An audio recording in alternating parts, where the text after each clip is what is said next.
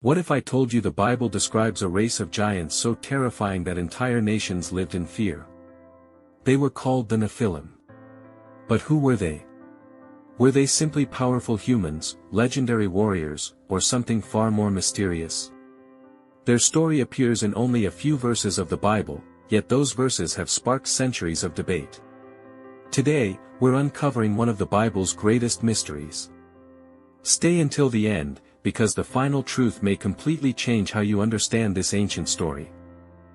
Thousands of years ago, before the great flood of Noah, the world was very different.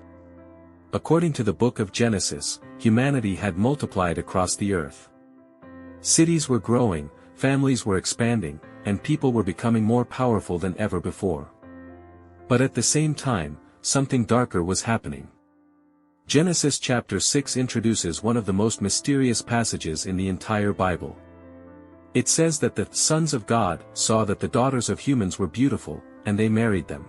Then the Bible makes a surprising statement: the Nephilim were on the earth in those days. Just a few words, but they have led to endless questions. Who exactly were the Nephilim? Some believe they were giant warriors of incredible strength. Others think they symbolized violent rulers who oppressed people. Still others connect them with ancient traditions about heavenly beings. The Bible itself does not fully explain every detail, which is why Christians have held different interpretations throughout history.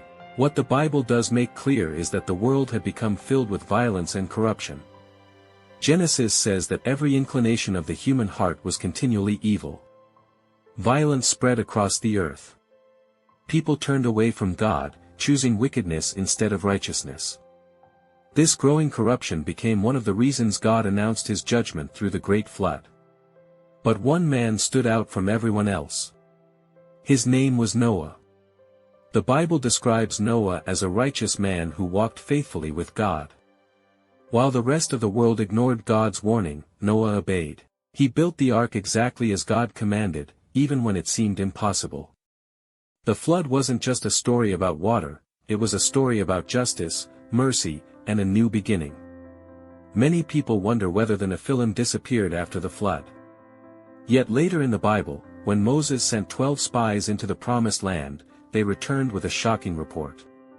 They claimed to have seen people of enormous size and even used the name Nephilim to describe them. Were these the same beings mentioned in Genesis? Or were the spies speaking with fear and exaggeration? That question has been debated for centuries, and the Bible does not give a complete explanation. What it does show is that fear can distort how people see their circumstances. The spies believed they looked like grasshoppers compared to the giants. But Joshua and Caleb trusted God instead of fear. Their faith reminds us that no challenge is greater than God's power. And that's where this mystery becomes more than an ancient story. It becomes a lesson for every believer today. For thousands of years, one question has continued to fascinate Bible readers around the world: who were the Nephilim? The word Nephilim appears only a few times in Scripture, making them one of the Bible's greatest mysteries. Because the Bible gives only limited details, Christians have held different interpretations throughout history. Some believe they were mighty warriors or rulers, while others connect them with ancient traditions about heavenly beings. Whatever view a person holds, the Bible's main message is not to satisfy every curiosity, it is to point us toward God's holiness and his plan for humanity. After the flood, the name appears again in Numbers chapter 13.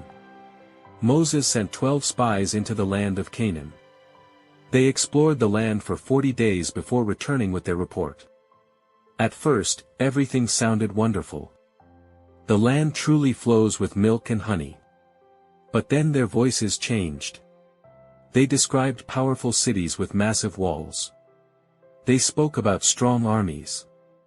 And finally, they made a shocking statement: "We saw the Nephilim there. We seemed like grasshoppers in our own eyes, and we looked the same to them." Fear spread through the camp almost instantly. The people forgot God's miracles. They forgot the Red Sea. They forgot the manna from heaven. Instead, they focused on the size of the obstacle standing before them. But not everyone agreed. 2 spies, Joshua and Caleb, stood up with courage. They believed that God was greater than any enemy. Their message was simple: if the Lord is pleased with us, He will lead us into that land. Do not be afraid. This moment reveals one of the greatest lessons in the Bible. 10 spies looked at giants and saw defeat. 2 spies looked at God and saw victory. The real battle was never about the giants. It was about faith. Throughout the Old Testament, the Bible also mentions other groups of unusually large warriors, such as the Anakim and the Rephaim. These passages have led many readers to ask whether they were connected in some way to the earlier Nephilim. The Bible doesn't clearly answer that question, which is why careful readers avoid claiming certainty where Scripture remains silent. One thing, however, is absolutely clear. No matter how powerful these enemies appeared, God remained more powerful.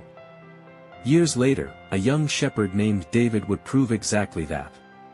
When everyone else trembled before the giant Goliath, David refused to let fear control him. He didn't trust in armor. He didn't trust in weapons. He trusted in God. And with a single stone, the giant fell. The Bible repeatedly teaches that victory comes through faith in God, not through human strength alone. Perhaps that's why the mystery of the Nephilim has lasted for centuries. People often become fascinated by the giants. But Scripture consistently directs our attention to God, who is greater than every giant, every kingdom, and every mystery. So, who were the Nephilim?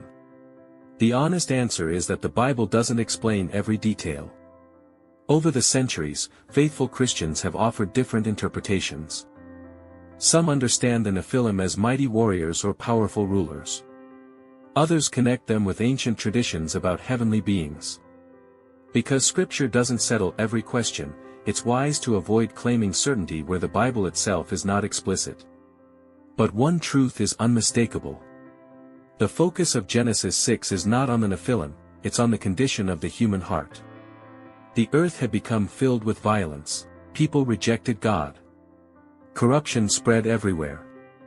That's why God sent the flood, not because giants were powerful, but because humanity had turned away from Him. Yet even in judgment, God showed mercy. He chose Noah. He preserved his family. And through Noah's descendants, God continued the plan that would eventually lead to Jesus Christ. That changes the way we should read this story. The Nephilim may be mysterious, but they are not the center of the Bible. God is. Throughout Scripture, every giant eventually falls. The walls of Jericho collapsed. Goliath was defeated. Powerful kingdoms rose and disappeared. But God remained faithful. And that's the message believers still hold on to today. Maybe the giants in your life aren't ancient warriors. Maybe they're fear, anxiety, failure, debt, loneliness, or a situation that seems impossible to overcome. The Bible reminds us that every generation has faced giants of one kind or another. But those who trusted God found hope even in impossible circumstances. Joshua trusted God. David trusted God. Noah trusted God. Their stories remind us that faith is often stronger than fear. The mystery of the Nephilim may never be fully solved this side of eternity. But perhaps that's intentional. Sometimes the Bible leaves certain questions unanswered so that we focus on what matters most, knowing God, trusting Him, and living faithfully. Instead of asking, how powerful were the giants? Maybe the better question is, how great is the God who rules over every giant? And the answer echoes through every page of Scripture. There is nothing impossible for God. If this video helped you understand one of the Bible's greatest mysteries, don't forget to like this video, subscribe to the channel, and share it with someone who loves discovering the deeper truths of Scripture. And tell us in the comments, who do you believe the Nephilim were, based on the Bible? Thank you for watching, and may God bless you until we meet again in the next Bible journey.